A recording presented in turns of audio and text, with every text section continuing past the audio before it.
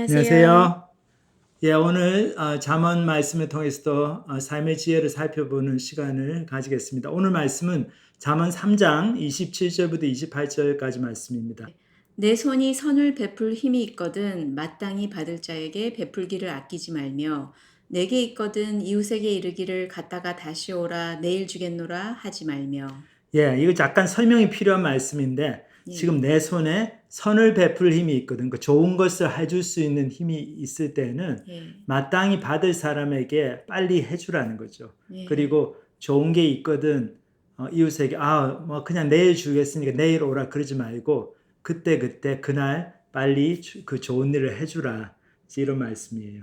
근데 왜 그럴까요? 왜 선을 베풀 힘이 있는데 이웃이 지금 왔는데 음. 근데 내일 주겠다 다시 오라라고 얘기하는 거거든요. 왜 그럴까요?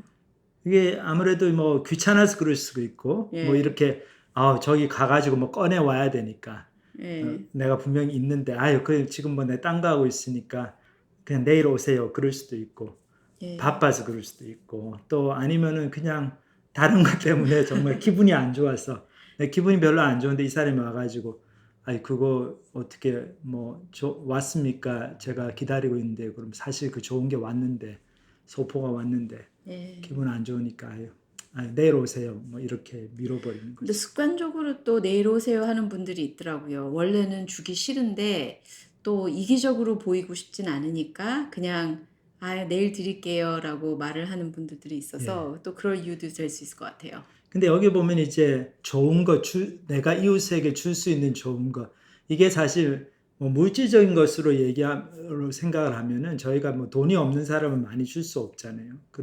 그러니까 그럼 나는 줄 게 별로 없는데 뭐 해당 사항이 없네 그렇게 생각할 수 있지만 저희들이 줄 수 있는 좋은 것들이 사실은 많이 있거든요. 특히 좋은 말, 예. 어떻게 이웃이 좋은 일을 했을 때 상대방에게 굉장히 감사하는 말 표현, 당신이 그렇게 해주셔서 너무 고맙습니다라든지, 음. 아니면 이웃이 좋은 일을 이렇게 했을 때 그걸 내가 보고, 당신이 이거 너무 잘합니다. 이렇게 우리 집에 와가지고, 이렇게 세탁기를 고쳐주셨는데 너무 잘 고쳐주셨어요. 이렇게 네. 격려의 말을 하고 그 사람이 잘하는 거를 이렇게 칭찬할 수 인정해주고 있는데 칭찬해주는 그런 말을 예. 하면은 그 말하는데 돈 드는 거 아니잖아요. 글쎄 그렇죠? 말이에요. 누구나 할 수 분명히 있고, 선을 베풀 예, 힘이 있는데 예. 좋은 말 할 수 있는데 그거를 그때 안 하고 그냥 네. 내가 좀 뭐 기분이 나쁘다고 이렇게 안 하고 그러면은 그 네. 사람의 수고에 격려가 되는 말을 해줄 수 있는 기회를 놓치는 것이고, 예. 그리고 이게 인간관계에서도 아주 이제 안 좋게 작용하죠. 특히 이제 부부 사이에도 이런 일이 많죠. 그쵸. 부부 예, 사이에 좋은 선을 베푸는 게 좋은 격려를 하고 칭찬을 하는 그런 걸 예, 텐데요.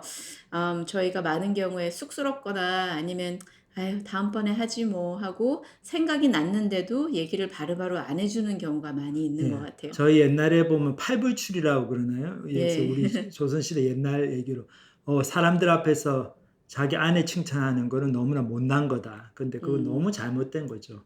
이게 음. 정말 성경적인 세계관에서는 전혀 그렇지가 않죠. 남자나 여자나 다 하나님께서 똑같이 평등하게 창조하시고, 물론 이 역할은 틀릴 수 있지만 우리가 다르게 이게 똑같다는 얘기는 아니죠. 남자 여자가 다르게 창조함 받아서 서로 장점이 있고 단점이 있고 하지만 서로 이제 보완해서 사는 건데, 이제 남편들도 와이프가 이렇게 좋은 맛있는 음식 해주고 해서 잘 얻어먹으면서 음. 너무 맛있는 거 해줘 너무 맛있게 잘 먹었다고 너무 고맙다 이런 얘기 한 마디 해주면은 참 아내가 격려가 되고, 예. 특히 사람들이 있을 때 이런 얘기를 해주면요 진짜 점수 올라가죠. 그쵸. 그 돈 드는 것도 아닌데. 글쎄 근데 말이에요. 그걸 안 하고 있는 게 참 그건 어리석은 거죠. 여기도 보면 이 사람이 내가 좋은 일을 선을 베풀 힘이 있고 내가 좋은 거를 갖고 있는데 그걸 그냥 상대방이 와서 주면 되는데 그거를 예. 그냥 안 주고 뭐 내일 오라고 그러고 안 줘버리고 그럼 얼마나 상대방을 이렇게 기쁘게 하고 격려할 수 있는 기회를 놓치는 겁니까? 참 어리석은 거죠. 특히 부부 사이에서 많은 세월을 음, 같이 보냈을 경우에 정말 "아 여보 진짜 수고했다. 음, 미국 와 가지고 너무 고생 많이 했는데 참 고맙다. 수고 많았다. 아이들 키우느라고 정말 음. 애썼다."라고 좀 그렇게 진심의 말들을 해 주는 게 참 큰 힘이 될 것 예. 같아요. 옛날에 예. 우리 한국에 제가 언뜻 기억이 나는데 프로그램 중에 한때 그 인기가 되게 있었던 프로그램인데 칭찬합시다. 그런 프로그램이 있었어요. 그래요? 그래서 이게 이제 사회의 여러 가지 좋은 일을 숨어서 이름 없이 빚도 없이 선행을 묵묵히 행하는 그런 분들을 소개하면서 그분들의 선행을 알리고 칭찬해 준. 우리 음. 사회가 너무나 서로 깎아내리고 맨날 비난하고 잘못된 거 찾아가지고 욕하고 네. 아니면 내로남불 이런 식으로 뭐 내가 할 때는 괜찮은데 남이 하면 욕하고 음. 그런 게 너무나 판을 치는 사회인데 거기서 이제 음. 그래도 얼마나 좋은 일을 하는 분들도 많고 그런 음. 분들을 격려하고 서로 칭찬해 주는 이제 예. 그런 사회적인 분위기를 만들려고 아마 그런 프로그램을 시작한 것 같은데 저도 보면 참 아이들한테도 그렇고 아이들이 뭐 조그만 거라도 잘했을 때 칭찬해 주고 예. 와이프한테도 그러고 또 남편한테 남편이 참 격려가 필요하거든요. 예. 그래서 요즘같이 코비드 예. 때문에 경제가 어렵고 그래서 남편들이 직장을 잃을 수도 있고 그래서 집에서 좀 그쵸. 있을 수도 있는 건데 예. 그때 막 이제 와이프들이 막 너무 우리 남편은 왜 직장도 못 잡고 집에서 이렇게 빌빌거리냐 그러면서 막 밥도 막 그냥 막 인상 쓰면서 해주고 그러고 막 김치 그릇을 팍 식탁에 놓으면 김치국물이 막 튀고 그래서 남편이 주눅이 들고 그럼 그러면 안 참 안 되죠. 되겠죠. 예. 예. 그럴 때일수록 우리 남편들이 격려가 필요하고 그러니까 예. 격려의 말 괜찮다고 천천히 알아보면 된다고 그렇게 위로의 말 음. 그리고 여보 당신이 그래도 열심히 이렇게 지금까지 수고 살아줘서 많았다고. 그런 예. 칭찬의 말 그런 예. 말들을 해주면은 그게 너무나 위로가 되고 서로에게 음. 힘이 될 것 같습니다. 예. 네. 서로 칭찬해주고 격려해주고 그런 거 돈 드는 거 아닌데 그래서 그렇죠? 미리지 말고 예, 오늘 할 수 있을 예. 때 그때 바로바로 하는 바로바로 게 하고 좋은 것 같습니다. 인색하지 말고 그럴 예. 때 저희들이 더 사랑하고 신뢰하는 관계를 맺어가는 것 같습니다. 그래서 오늘은 여기서 마치도록 하겠습니다. 감사합니다. 감사합니다.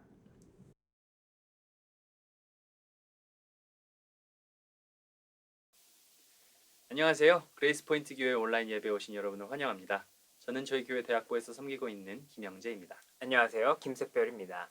저번 주부터 저희가 새로운 코너를 준비했죠? 네, 그렇습니다. 저희가 평소에 기독교에 대해서 갖고 있는 질문들, 하지만 뭐 일상 생활에서 누구한테 직접 물어보기는 좀 뭐한 그런 질문들을 가지고 얘기하는 시간입니다.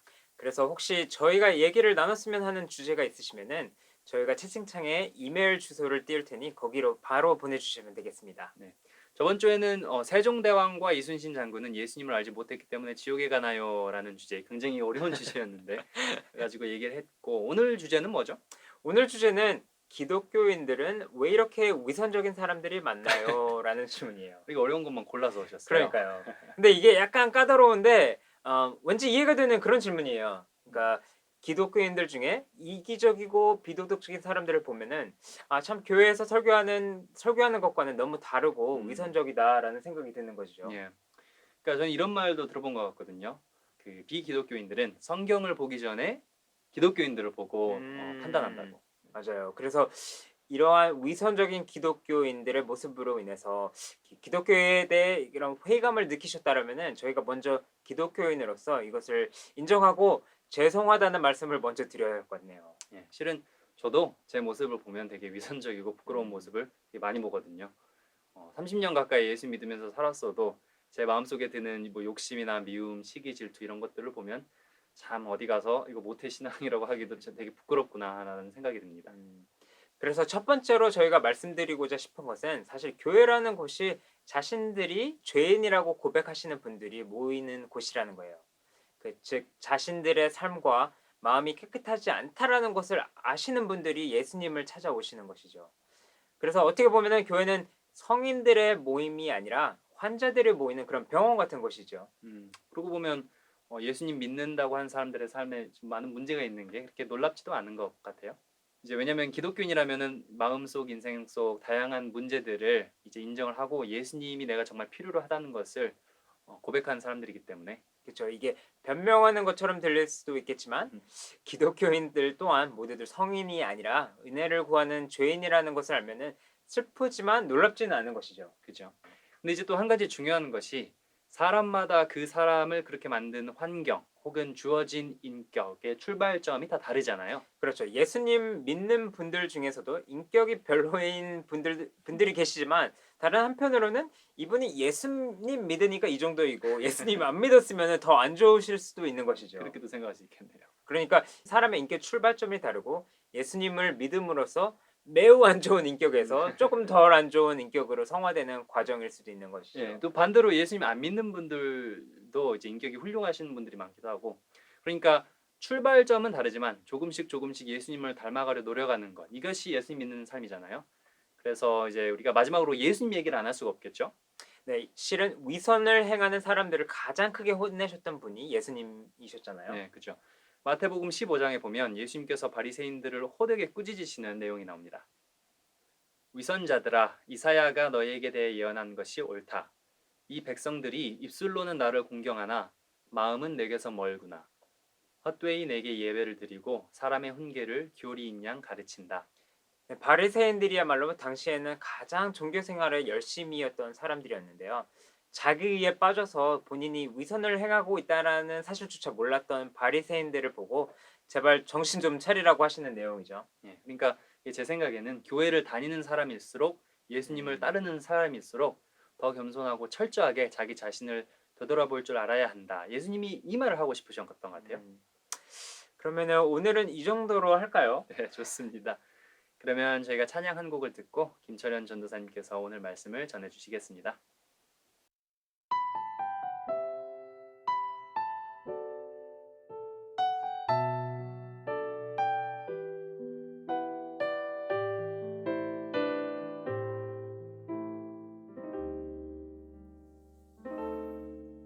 전능하신 나의 주 하나님은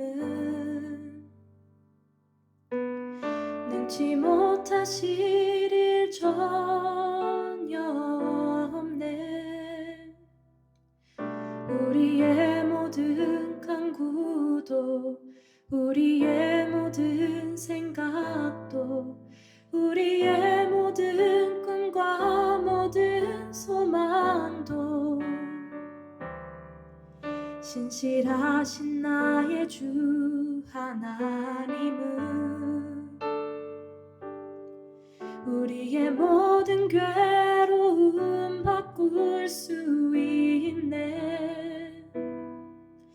불가능한 일 행하시고 죽은 자를 일으키시니 그를 이길 자 아무도 없네. 주의 말씀 의지하여 깊은 곳에 금을 던져 오늘 그가 놀라운 일을 이루시는 것 보라. 주의 말씀 의지하여 믿음으로 금을 던져 믿는 자에게 능치 못함 없네.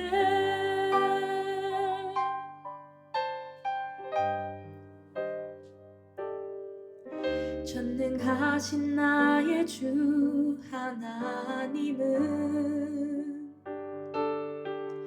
능치 못하실 일 전혀 없네. 우리의 모든 간구도 우리의 모든 생각도 우리의 모든 꿈과 모든 소망도 신실하신 나의 주 하나님은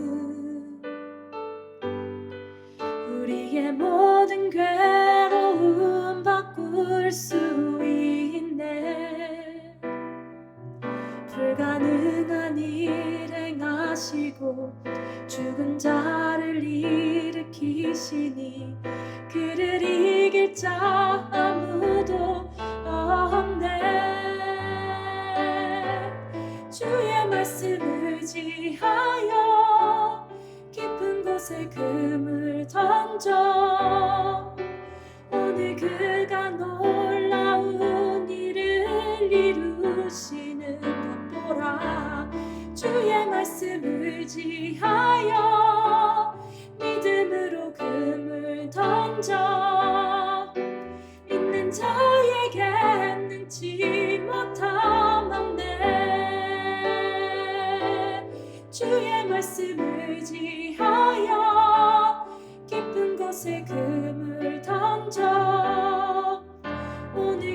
그가 놀라운 일을 이루시는 것 보라. 주의 말씀을 의지하여 믿음으로 금을 던져 믿는 자에게 능치 못함 없네. 믿는 자에게 능치 못함 없네. 믿는 자에게 능치 못함 없네.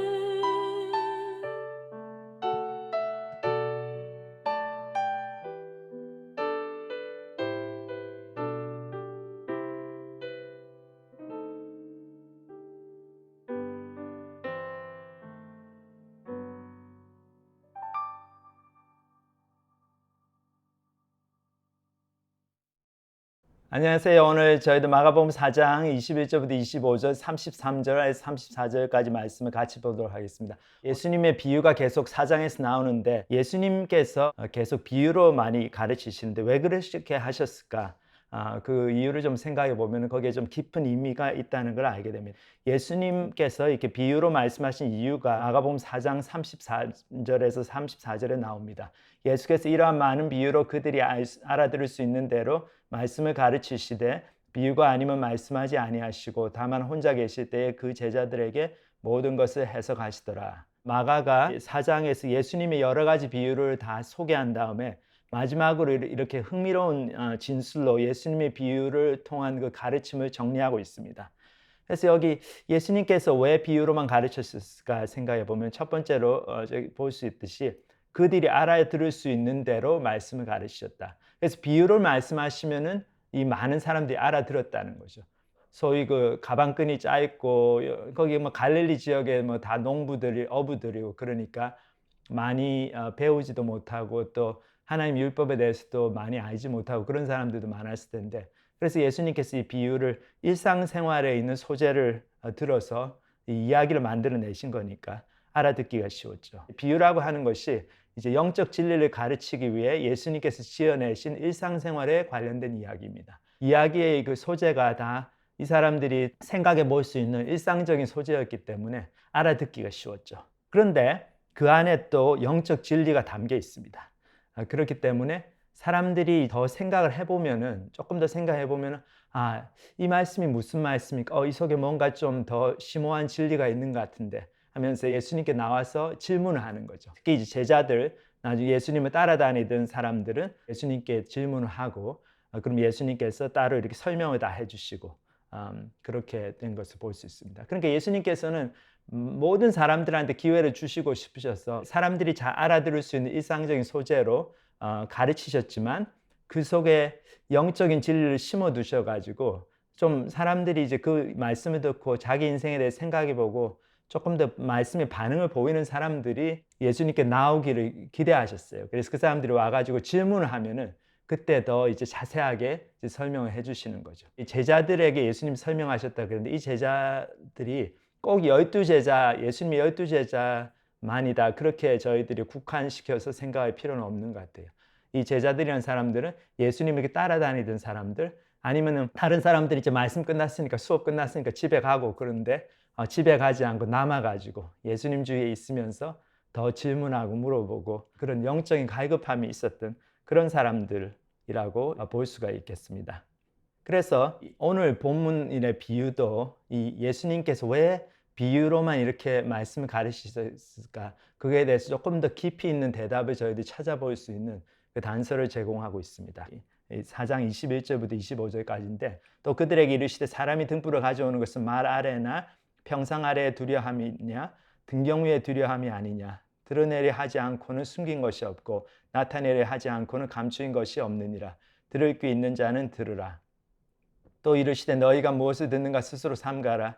너희의 헤아리는 그 헤아림으로 너희가 헤아림을 받을 것이며 더 받으리니 있는 자는 받을 것이요 없는 자는 그 있는 것까지도 빼앗기리라. 읽어보면 이제 잘 이해가 안 되는 말이 있죠. 이렇게 사람이 등불을 가져오는데 말 아래 둔다. 이게 뭔 말인가? 그 다음 구절에도 이제 조금 이해가 쉽지는 않아요. 저희 이제 세번역 성경을 보면 이렇게 이제 번역이 되어 있습니다. 예수께서 그들에게 말씀하셨다. 사람이 등불을 가져다가 말 아래나 침상 아래에 두겠느냐? 등경 위에다가 두지 않겠느냐? 숨겨둔 것은 다 드러나고 감추어둔 것은 나타나기 마련이다. 들을 귀가 있는 사람은 들으라. 계속해서 그들에게 말씀하셨다. 너희는 새겨 들으라. 너희가 되질하여 주는 만큼 너희에게 되질하여 주실 것이요 덤으로 더 주실 것이다. 가진 사람은 더 받을 것이요 가지지 못한 사람은 그 가진 것마저 빼앗길 것이다.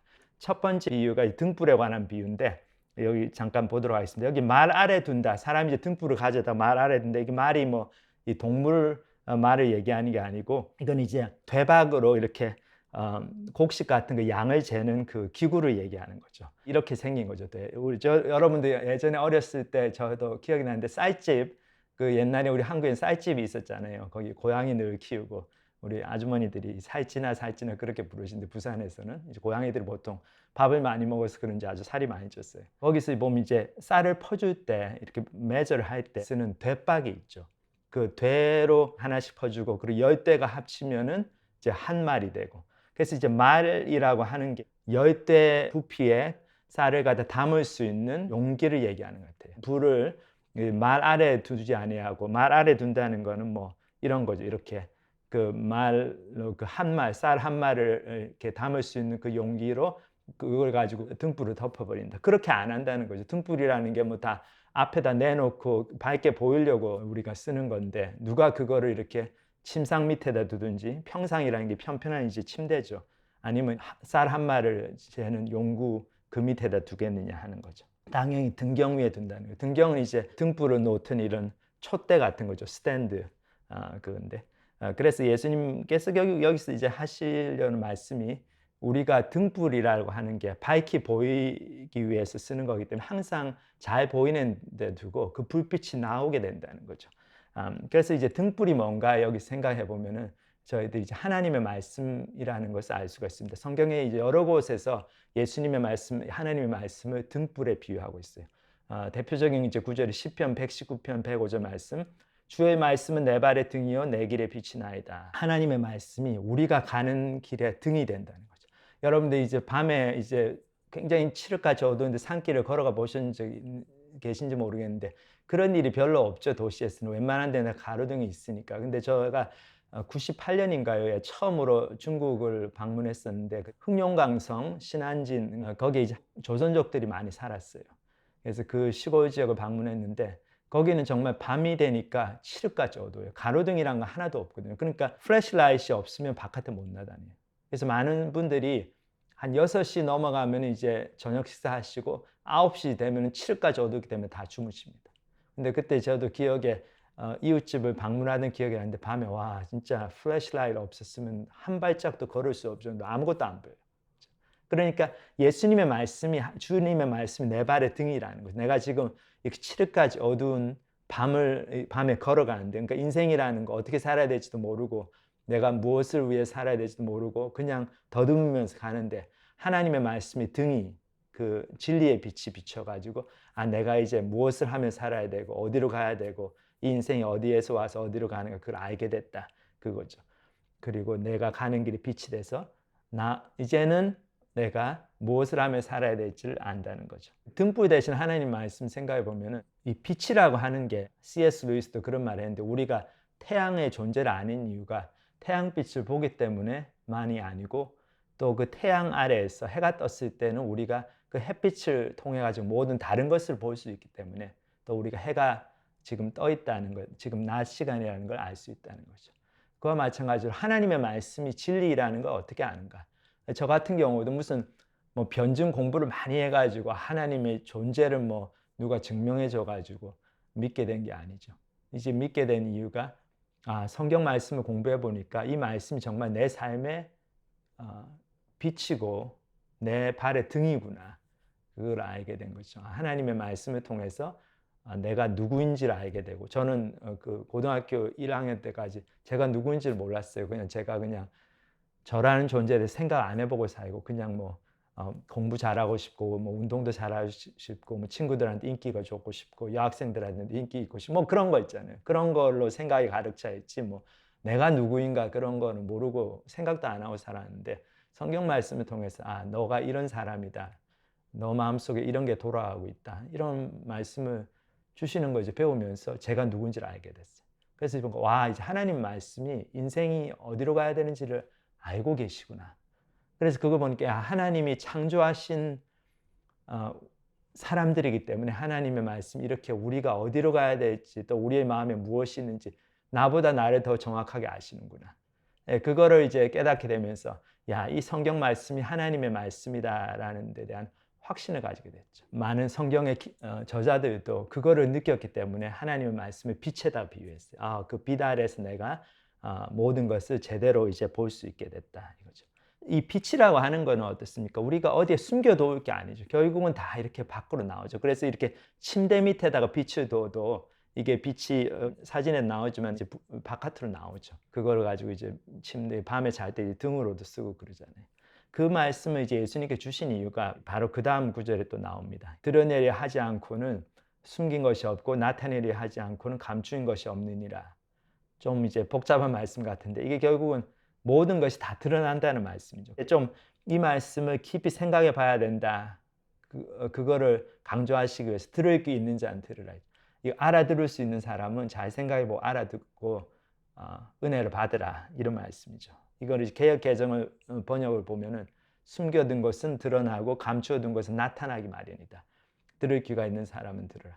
그럼 여기서 이제 무엇이 숨겨졌다는 걸까요? 무엇이 감추어졌는데 결국은 다 나타날 거다. 이거는 저희가 본문을 배경으로 쭉 보면 예수님께서 계속 비유로 말씀을 하고 계시는 상황에서 이 말씀을 하신 것으로 봤을 때 이거는 그 비유에 감추어진 영적인 진리, 하나님을 알 수 있는 지식, 구원의 은혜, 그거를 예수님께서 말씀을 하신다고 이제 보는 것이 타당할 것 같습니다.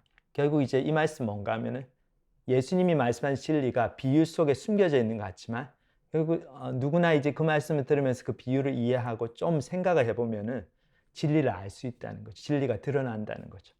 그러니까 진리는 결국 드러나게 마련이고 알려지게 마련이다. 우리가 생각 안 해서 그렇지. 그래서 예수님의 비유 속에 담긴 진리는 결국은 드러나게 되고 알 수 있게 된다는 거죠. 누구나 알 수 있게 된다. 이게 숨겨진 것 같지만 그거에 대해서 생각을 깊이 해보는 사람은 뭐 많이 배웠던 사람이든 적게 배웠던 사람이든 똑똑하든 아니든 다 그 영적인 진리를 알 수 있게 된다는 말씀을 주고 계십니다. 이 말씀은 이 진리라고 하는 게 얼마나 보편적이고 합리적인가 또 그거를 가르쳐 주고 있어요. 성경은 굉장히 분명하게 저희에게 이 진리를 말씀하고 계십니다. 우리가 하나님을 알 수 있고 하나님의 진리를 이해할 수 있다고 성경은 말씀하고 계십니다. 그래서 참 이게 신기한 게 이 진리가 전해질 때 이게 보편적이기 때문에 모든 인류의 마음에 와닿거든요. 예수님께서 사실 2000년 전에 팔레스타인 지역에 사시던 목수의 아들이었는데 그 말씀들이 2000년이 지난 지금 온 세계에 퍼져가지고 저희 같은 한국 사람들도 그 말씀을 지금 공부하고 있는 거 아니겠습니까? 이 말씀 뭡니까? 이 하나님의 말씀이 진리이기 때문에 문화와 연령과 성별과 경제적인 수준 그리고 언어 그런 걸 다 초월해가지고 우리의 심금을 울리는 거죠. 우리가 거기에 대해서 이 말씀 정말 맞는 말씀이다. 나도 이렇게 느끼는데 하나님 말씀 이렇게 정말 내 마음을 터치하고 있구나. 그거를 알 수 있다는 거죠. 어떤 분들은 이제 세상에 이렇게 종교가 많은데 뭐 어떤 종교를 믿어야 될지 어떻게 아냐. 근데 세상에 종교가 많은 것 같아도 많지 않습니다. 대부분의 종교들은 어떻습니까? 미신이죠. 미신이고 전설이고. 그러니까 그 마을, 그 조그마한 도시 아니면 한 나라 그 지역에서만 명맥을 이어가지 세계적인 종교로 발전을 하지는 않죠. 왜냐하면 세계적인 종교가 되면 모든 인류의 마음을 터치해야 되는데 그런 진리는 아니거든요. 그냥 기복신앙이지. 그 미신이니까. 그래서 저희들이 보면 세계적인 종교로 발전한 종교는 사실 불교 빼놓고는 나머지는 다 구약 성경에 이제 기초를 둔 종교들이죠. 유대교, 기독교, 이슬람교. 그리고 불교는 뭐 불교대로 따로 거기 이제 절대자 신을 믿는 게 아니고 내가 하나님이 될 수 있다는 거니까. 하지만 이제 불교적인 그 인생관을 보면은 우리 기독교 인생관과 굉장히 유사한 부분이 많아요. 왜냐하면 그게 우리가 함께 진리를 추구하는 그런 사람들이기 때문에. 불교에서도 인생을 고다. 그래서 인생에 문제가 많다. 우리가 욕심을 끊어야 된다. 우리 성경에서 내 마음에 죄가 있다. 우리가 모두 죄인이다. 이 죄에서 해방돼야 된다. 같은 메시지죠. 하지만 솔루션이 틀리죠. 불교는 내가 열심히 노력하면 된다는 거고, 우리 기독교에서는 어떻습니까? 우리는 죽었다 깨어나도 우리 스스로를 구원할 수가 없다는 거죠. 우리가 죄인이기 때문에. 그러니까 구원자가 바깥에서부터 와야 된다. 이제 그분이 예수 그리스도시라는 거죠. 예수님을 통해서 우리가 구원을 받는다. 그래서 이제 구약 성경을 기본으로 하는 종교들을 보면 유대교, 기독교, 이슬람교인데 결국 어디서 차이가 나는가 하면 예수님이 누구신가 그 질문에 대한 대답에서 차이가 나죠. 기독교는 예수님이 하나님의 아들이시고 우리를 구원하시러 오신 구원주이시고 주인이시다는 걸 믿는 거고, 근데 유대교에서는 예수님은 어떻습니까? 예수님은 거짓말하지 않고 사기꾼이고 그러니까 십자가에서 못 박혀 죽었고, 이슬람교에서는 예수님은 그냥 위대한 선지자다. 근데 사람들이 착각을 해가지고 하나님의 아들이라고 생각한 거지 하나님의 아들은 아니다. 그렇지만 하나님의 위대한 선지자였다. 뭐 그렇게 믿는 거죠. 결국 그러니까 예수님이 어떤 분이신가를 우리가 그 질문에 대한 대답을 분명히 찾으면은 그게 진리를 찾는 거죠.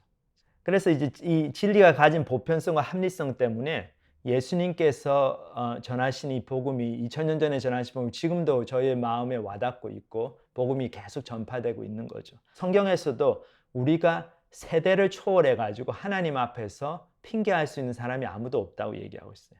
우리는 하나님 알 수 있고 하나님 진리를 이해할 수 있다고 가르치고 있습니다. 로마서 1장에 보면은 이렇게 되어 있어요. 하나님의 진노가 불의로 진리를 막는 사람들의 모든 경건하지 않음과 불의에 대하여 하늘로부터 나타나나니 이는 하나님 알만한 것이 그들 속에 보임이라. 하나님께서 이를 그들에게 보이셨느니라. 창세로부터 그의 보이지 아니하는 것들 곧 그의 영원하신 능력과 신성이 그가 만드신 만물에 분명히 보여 알려졌나니 그러므로 그들이 핑계하지 못할지니라.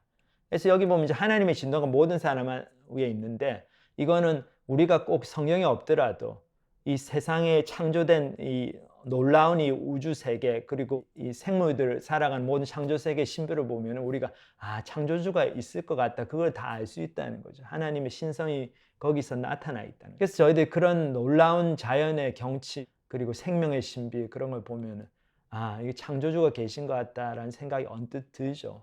저희가 자연스럽게 좀 예배하는 마음이 들잖아요. 경이로움을 느끼고.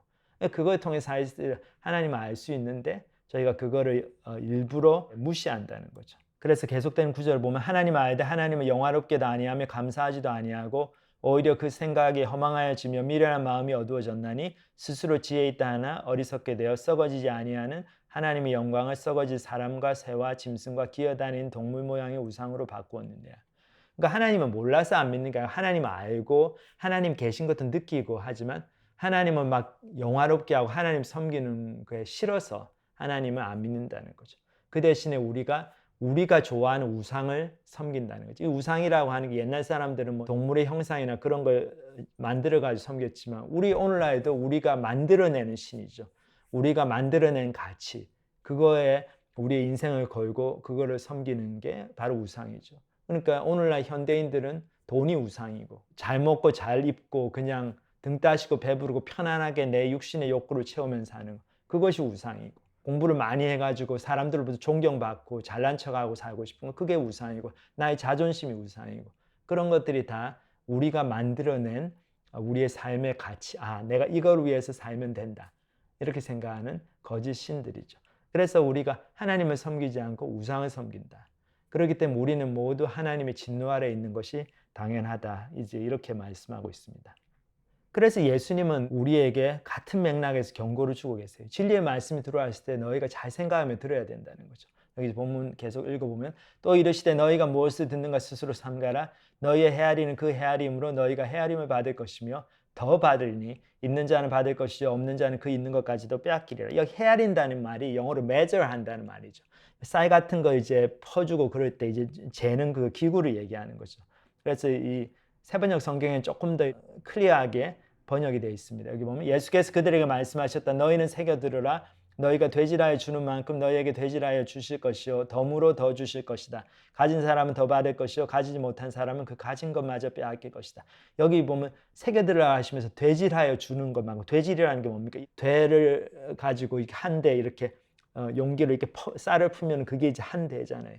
근데 어떻게 너가 되질을 하고 있느냐. 하나님 말씀이 들어오는데 그 하나님의 말씀을 어떻게 내가 마음의 되로 이렇게 퍼가지고 내 마음에 집어넣고 있느냐. 그 말씀을 하시는 거죠. 그래서 그 되가 되게 조그만 사람, 이게 하나님 말씀 많이 들어오는데 내가 사실 마음에 집어넣는 건 조금밖에 안 돼. 그런 사람들은 하나님의 은혜도 조금밖에 안 온다는 거죠. 근데 어떤 사람들은 마음의 되가 되게 커요. 그래가지고 어떻게 해서든지 내가 하나님 말씀 좀 알아봐야 되겠다, 이해해야 되겠다. 그래서 예수님이 비유로 말씀하셨을 때도 그거 듣고 고민해보다 뭔가 더 속에 영적인 진리가 있는데 내가 좀 긴가민가한데, 그러면 집에 안 가고 남아가지고 예수님 오피스아워에 가가지고 따로 가서 여쭤보고, 그런 사람들은 하나님께서도 덤태기로 대로 주시는데, 막 이렇게 우리 예전에 쌀 살 때도 보면은 아주머니들이 기분이 좋으시면 꼭 이렇게 무덤을 만들어 주시잖아요. 이렇게 그냥 편편하게 깎는 게 아니고 이렇게 해서 정말 넘치도록 대로 담아가 주시는 거죠. 그렇게 하나님께서 우리를 그렇게 대우하신다는 거죠. 그래서 여기 보면 참 마지막에 굉장히 심각한 말씀이죠. 가진 사람은 더 받을 것이고 가지지 못한 사람은 그 가진 것마저 빼앗길 것이다. 이 말씀이 뭐 하나님께서 말씀을 잘 안 듣는 사람, 말씀 많이 들어오는데 마음엔 조금밖에 못 넣는 사람을 미워하셔가지고 뺏어가신다는 게 아니고, 이게 길가와 같은 마음인 거죠. 저희 씨 뿌리는 자의 비유에서 본 것처럼 이 말씀이 살아남지를 못하는 거죠.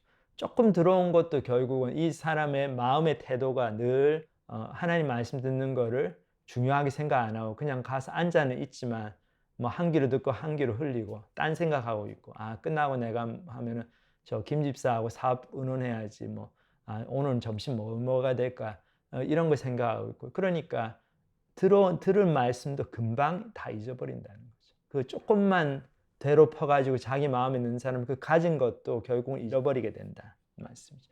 우리 심각하게 받아들여야 될 것 같아요, 이 말씀. 나는 어떤 마음의 대로 말씀을 보고 있는가, 나는 말씀을 어떻게 듣고 있는가, 저희들이 깊이 생각해 봐야 될 것 같습니다. 예수님께서 말씀하셨죠. 너희가 어떻게 듣는지, 무엇을 듣는지 조심하라는 거, 새겨 들으라는 거죠. 왜냐하면 이것이 영혼을 결정짓는, 우리의 인생의 근본적인 방향을 결정짓고 인생의 목적, 그리고 어떻게 살아야 되는가를 결정짓는 그런 진리의 말씀이기 때문에. 그래서 이것 때문에 예수님께서 비유로 말씀을 주신 것 같아요. 왜냐하면 하나님은 말씀을 새겨 듣는 사람을 찾으시거든요. 그래서 여기 이제 마가복음의 앞선 본문에서 예수님께서 비유로 가르치신 또 목적이 나옵니다. 우리 4장 11절 12절에 보면 이르시되 하나님 나라의 비밀을 너희에게는 주었으나 외인에게는 모든 것을 비유로 하나니 이는 그들로 보기는 보아도 알지 못하며 듣기는 들어도 깨닫지 못하게 하여 돌이켜 죄사함을 얻지 못하게 하려 함이라 하시고, 외인이라는 사람들이 어떤 사람들입니까? 하나님 말씀 별로 관심이 없는 사람들이죠. 그래서 그냥 예수님이 막 기적도 행하고 그러고 하시니까 그냥 따라와가지고 앉아는 있는데 별로 관심은 없어요, 영적으로. 그래서 이 사람들은 똑같이 보는데도 잘 이렇게 알지를 못하고, 그리고 똑같이 말씀 들어도 깨닫지를 못하죠. 이게 무슨 이 사람들이 바보라서 그런 게 아니죠. 영적으로 관심이 없기 때문에, 관심이 다른 데 가 있기 때문에. 그래서 하나님 말씀이 영적인 거에 가치를 안 두기 때문에 그런 거죠. 제가 지금 나이가 52세인데 작년까지 제 K스테이트 이스트베이에서 화학과에서 가르치는 교수생활 정리하고 지금 이제 전임으로 사역을, 인터내셔널 스튜던트 이제 사역을 하고 있는데, 그렇게 이제 주변에서 많이 만류도 있고 좀 물어보시더라고요. 왜 그렇게 하냐? 좋은 직장 놔두고 아직 한 10년, 15년 더 일할 수 있는데 왜 그거를 그만두느냐? 근데 믿는 분들도 그런 말씀을 하세요. 좀 안타깝게 안 믿는 분들이 그렇게 말씀하시면 이해가 되는데, 물론 이제 저희들이 모든 사람이 전임 사역을 해야 되는 것도 아니고, 저도 뭐 하나님의 인도하심에 따라서는 또 계속 교수생활하면서 사역을 했을 수도 있고, 하지만 이제 중요한 게 그렇게 물어보시는 분들의 어떤 분들은 다 그러는 건 아닌데, 어떤 분들은 그 복음을 전하고 하는 거, 성경을 가르치고 하나님이 원하시는 교회를 세워가는 거를 잘 이해를 못 하시면 이런 선택이 전혀 이해가 안 되죠. 그렇게 되면 내가 듣기는 들어도 깨닫지를 못하니까, 내가 죄인인 줄도 모르고 내가 왜 사는지도 모르고, 뭐 교회는 다닌다고 그러는데 여전히 가치관은 완전히 세상적이고, 그리고 다른 사람들이 열심히 하고 너무 열심히 하는 거 보면 좀 이해가 안 되고, 이제 그런 분들은 결국은 죄 용서함을 못 받는 거죠. 자기 죄인인 걸 사실 모르는 거니까. 입으로는 뭐 안다고 그럴지 몰라도. 그러니까 구원의 은혜가 아직은 임하지 못하는 거죠. 그렇기 때문에 예수님께서 결국 모아가지고 알아듣는 사람, 들어서 깨닫는 사람, 그런 사람을 지금도 찾고 계십니다. 다시 말해서 영적인 것에 관심을 가지고 하나님 말씀에 귀를 쫑긋하고 열심히 듣고 노트도 적고 또 가서 생각해보고 또 질문해보고 이런 사람들, 결국 하나님께 관심이 있는 사람들을 찾으시는 거죠. 결국 천국이라고 하는 데가 하나님이 우리를 구원하시는 목적이, 하나님은 저희하고 인격적인 관계 원하시고 하나님의 자녀들을 원하시는 거죠. 그 자녀들이 하나님을 좋아하고 하나님께 관심이 있고 하나님 늘 찬양하고 또 점점 성품이나 모든 면에서 하나님을 닮아가고 말씀 듣기를 좋아하고 이런 사람들이 천국에 있어야 그게 천국이죠. 그런 사람들만을 하나님은 천국에 결국은 부르십니다. 성경 말씀이 마음이 열린 분한테는 참 쉽게 느껴지고 이해가 되지만 내가 내 자신의 생각으로 가득 차 있고 아직 교만하고 영적인 것에 관심이 없고 잘 모르고 그럴 때는 이게 읽어봐도 뭐가 뭔 말인지 잘 몰라요. 근데 예수님 당시에도 그랬습니다. 이게 제가 말씀을 잘 못 가르쳐서가 아니고 예수님이 말씀을 가르쳤는데도 사람들이 그랬어요. 반응이. 이 말씀 어렵다고.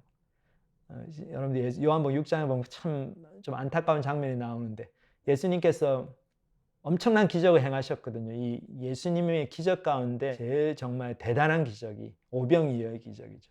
이 떡 5덩이와 물고기 2마리로 5,000명, 남자만 5,000명을 먹이신 그 기적. 오병이어의 기적, 그러니까 5,000명을 떡 5개와 물고기 2마리를 먹이시는 거는 뭐 경제적인 그 임팩트가 대단하잖아요. 그리고 너무나 많은 사람들이 혜택을 받고.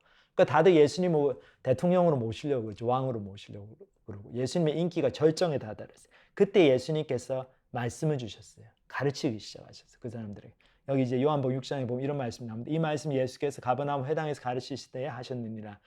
제자들이 여럿이 듣고 말하되 이 말씀은 어렵도다 누가 들을 수 있느냐 하며 예수님이 떡 먹이고 물고기 주고 그렇게 할 때 너무 조화가 따라왔는데 뭐 예수님이 복잡한 영적인 말씀하시고 뭐 회개해야 된다 뭐 영적인 것을 쫓아가야 된다 내가 생명의 떡이다 이러시니까 좀 뭔 말씀하시는 거나 좀 떡이나 더 주지 이 생각을 하는 거죠.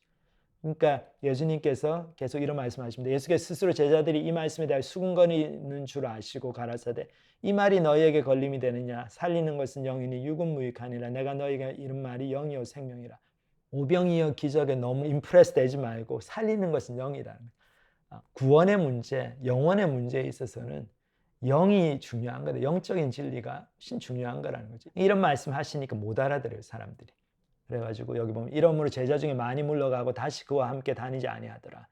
예수께서 12제자에게 이르시되 너희도 가려느냐 시몬 베드로가 대답하되 주여 영생의 말씀이 계시며 우리가 누게로 가오리이까 우리가 주는 하나님의 거룩한 자신 줄 믿고 알았사옵나이다. 많이 배부르게 먹고 많은 돈을 벌고 예수님께로부터 병이 낫고 그런 것보다 이 하나의 하나님을 아는 지식, 구원의 지식을 가지는 게 훨씬 더 복된 거죠. 여기 시몬 베드로 제자들은 알았어요. 그래서 우리가 예수님은 하나님의 거룩하신 자신 줄 믿고 알았사옵나이다. 그러니까 예수님이 생명의 말씀을 갖고 계신데 우리가 누게로 가리까. 예수님 말씀이 어렵거든요. 어떨 때 너무 길고요. 그래도 우린 여기 있을게요. 계속 열심히 해보겠습니다. 계속 노력하면서 예수님께 배우겠습니다. 왜냐하면 이게 생명줄이니까. 근데 그런 거 생각 안 하는 사람들은 예수님이 밥 먹여주고 그럴 때는 좋았는데 병 고쳐주고 좋았는데 이 말씀이 어려운 말씀 오래 성경부 하시고 그러니까 이제 지겨운 거죠. 예수님 밥도 안 주고 이제 집에 가야 되겠다. 가버리는 거죠. 안타깝죠. 그래서 저희들이 예수님 말씀 들을 때 깊이 생각을 해봐야 돼요. 말씀을 깊이 생각하지 않으면 저희들이 보기는 보아도 알지를 못하고 듣기는 들어도 깨닫지 못하는 그런 상황에 들어갑니다. 성경에서도 그런 사람들이 이렇게 비유하고 있어요. 항상 배우나 마침내 진리의 지식에 이를 수 없느니라. 맨날 배우는데 진리를 깨닫지 못하는 거죠.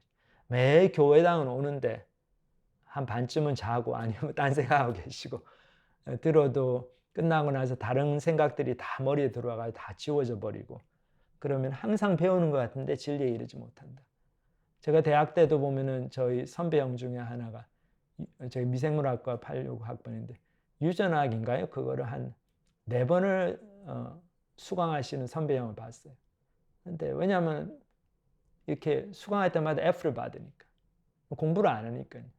그래서 맨날 같은 거 듣는데도 본인이 의욕이 없고 공부를 안 하시니까 계속 F. 그러니까 또 와서 또 들어야 되고 항상 배우나 진리에 이르지 못하는 거죠. 여러분들 그 고등학교 한국에서 다니신 분들 수학 그 정석 기억나십니까? 홍성대 선생님이 쓴 이 책 어렵잖아요, 사실. 근데 이 책 공부해야 되잖아요. 근데 이제 우리 친구들 봐도 이 수학 정석 공부하는데 처음에 한 3챕터만 3장만 그 앞부분만 막 손때가 묻어가 새까매. 근데 그래서 인수분해는 완전히 그냥 도사들이에요. 근데 그 다음에 나가지를 못하는 거예요. 이제 내용이 조금 더 어려워지면서 거기서 포기해버리는 거죠. 그러니까 항상 정석 공부하는 것 같은데 맨날 3장에서 끝나고 더 이상 나가지를 않으니까 진리에 이르지 못하는 거죠. 하나님 말씀도 마찬가지입니다. 오늘 하나님 말씀 중에 많은 부분들이 이렇게 저의 세상적인 직관하고 안 맞아요. 저의 타고난 자연적인 성품하고 맞지 않습니다. 그렇기 때문에 쉽게 그렇게 마음에 팍팍 받아들여지고 그렇지 않아요. 고민을 해봐야 돼요. 예수님을 깊이 생각을 해봐야 돼요. 이렇게 하나님의 말씀을 정말 귀하게 생각하고 고민해보고 질문해보고 하실 때 하나님의 은혜가 임하고 우리가 정말 구원을 받게 되고 정말 삶의 목적을 알게 되고 정말 영적으로 성장하게 되고 그렇게 되는 거죠. 실제로 밥 먹는 것보다 이 성경 공부하고 말씀 듣고 하는 게 더 중요합니다. 왜냐하면 영이 우리 육신보다 더 중요하기 때문에. 그래서 여러분들이 하나님의 말씀 들으실 때도 항상 생각해 보시고 질문해 보시고. 그래서 오늘은 제가 여기에 이제 제 이메일 주소를 남겼어요. 여기 슬라이드에 나오는데 질문이 있으신 분들은 여기로 이메일로 뭐 한국말로 쓰셔도 좋고 영어도 쓰셔도 좋고 이메일 해주시면 제가 제 능력이 되는 대로 시간이 되는 대로 답을 하겠습니다. 그래서 질문도 많이 해주시고 저도 이제 수양회 같은 데 많이 다녔는데 제가 중고등학교 대학 때 특히 대학 때 수양회 가면 항상 강사님 방에 찾아갔어요. 강사님 그 메시지 끝나고 나면 좀 이제 강사님 입장에서는 좀 괴로운 학생이죠. 가가지고 늘 질문했어요. 그 질문을 통해 제가 참 많이 배웠어요. 여기 이제 예수님의 제자들도 비유가 끝난 다음에 예수님께 물어봤죠. 그러니까 뭐 예수님께서 뭐 쌀대로 막 엄청 덤태기로 그냥 덤으로 더 주시고 그런 은혜를 경험하죠. 우리 모두가 하나님 말씀을 이제 정말 진지한 태도로 받아들이고 예수님을 깊이 생각하고 고민해보고 질문하고 그걸 통해서 하나님의 은혜를 막 덤태기로 많이 받으시는 저희들이 다 됐으면 좋겠습니다. 그래서 구원의 역사, 성장의 역사가 일어나는 저희 삶이 되기를 기도합니다. 같이 기도하시겠습니다.